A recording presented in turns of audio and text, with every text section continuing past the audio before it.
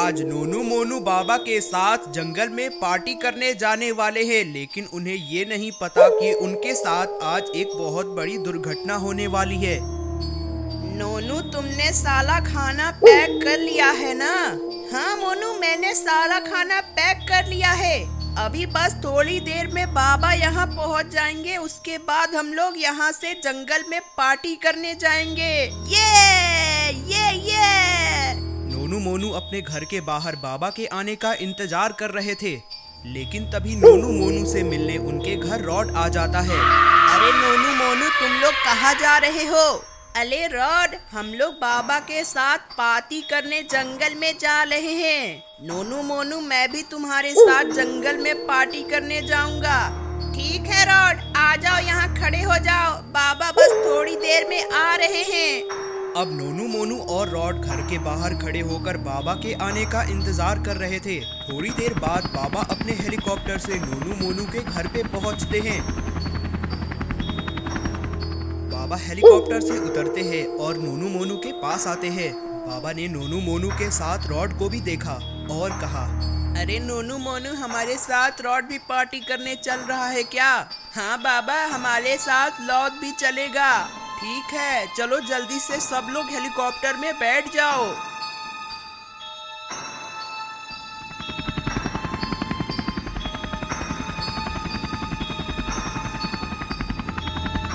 अपनी हेलीकॉप्टर एक तालाब के किनारे लैंड कराते हैं। सारे लोग हेलीकॉप्टर से बाहर आते हैं। अरे वाह, ये तो बहुत अच्छी जगह है, यहाँ तो बहुत मजा आएगा। ये चीनू मीनू और रॉड, चलो जल्दी से हम सब मिलकर एक टेंट लगाते हैं। सारे लोग नदी किनारे एक टेंट लगाते हैं और जमकर पार्टी करते हैं, ढेर सारा डांस करते हैं।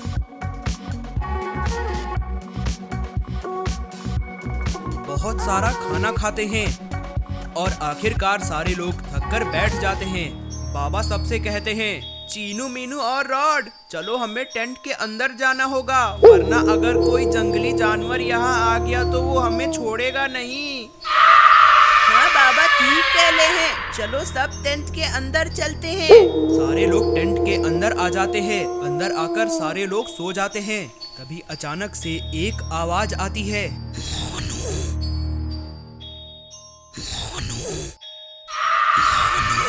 आवाज सुनकर मोनू उठ जाता है। मोनू को समझ में नहीं आ रहा कि ये आवाज आ कहां से रही। मोनू उस आवाज का पीछा करते करते टेंट से बाहर आ जाता है। बाहर आकर मोनू ने देखा, उसके सामने तो ईविल नन खड़ी है। अरे तुम कौन हो? तुम तो कोई भूत लगती हो। हाँ, मैं ईविल नन हूँ और मैं तुम्हें पकड़ने आई हूँ। अरे बचाओ बचाओ। ईविल नन मोनू को पकड़कर कहीं ले जा रही है, लेकिन पता नहीं कहाँ। बचाओ बचाओ, बाबा नोनू बचाओ मुझे। मोनू चिल्लाता रहा और ईविल नन उसे उठाकर जंगल में भाग जाती है, लेकिन मोनू के आवाज से नोनू उठ जाता है। अरे ये आवाज कैसी है? मोनू कहाँ गया? नोनू टेंट से बाहर आता है और मोनू को ढूंढता है, लेकिन उसे मोनू कहीं नहीं दिखाई दे रहा।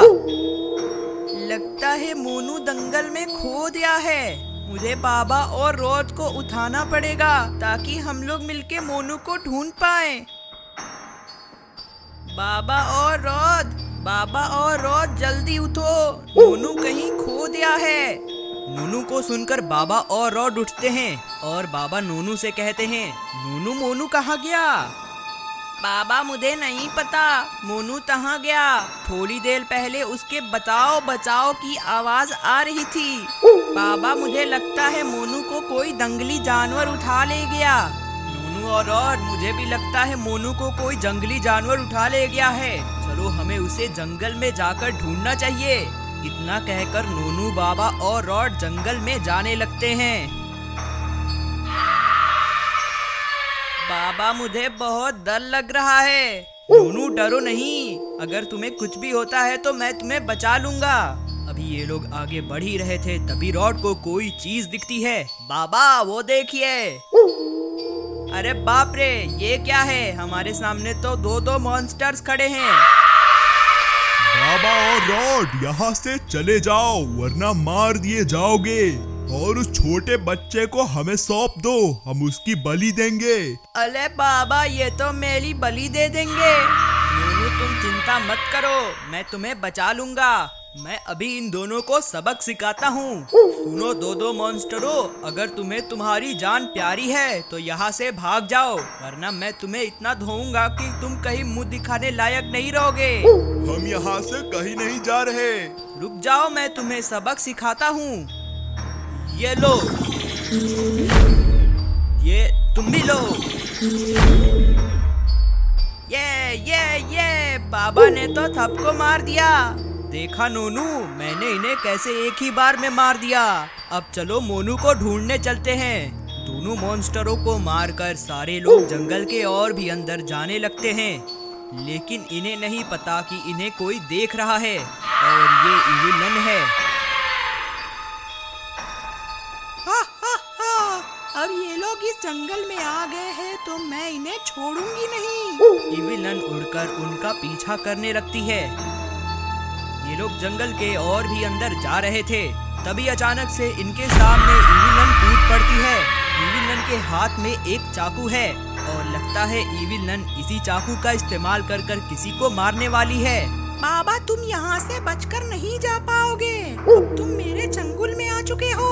बाबा इविलन को देखकर समझ जाते हैं कि मोनू के गायब होने के पीछे इसी का हाथ है, और बाबा उससे कहते हैं, इविलन, मोनू को हमारे हवाले कर दो, वरना मैं तुम्हें जिंदा नहीं छोड़ूंगा। बाबा इतना कह ही रहे थे, तभी इविलन ने उस छुरे को बाबा के अंदर घोंप दिया। इविलन अब नोनू को भी यहाँ से पकड़कर ले जाने वाली है, लेकिन नोनू के साथ वहाँ रॉड भी है, और रॉड इविलन से कहता है, इविलन, अगर तुमने नोनू को हाथ भी लगाया तो मुझसे बुरा कोई नहीं होगा। इविलन कहती है, तुम मुझे नहीं मार सकते, बल्कि मैं तुम्हें मारूंगी, ये लो।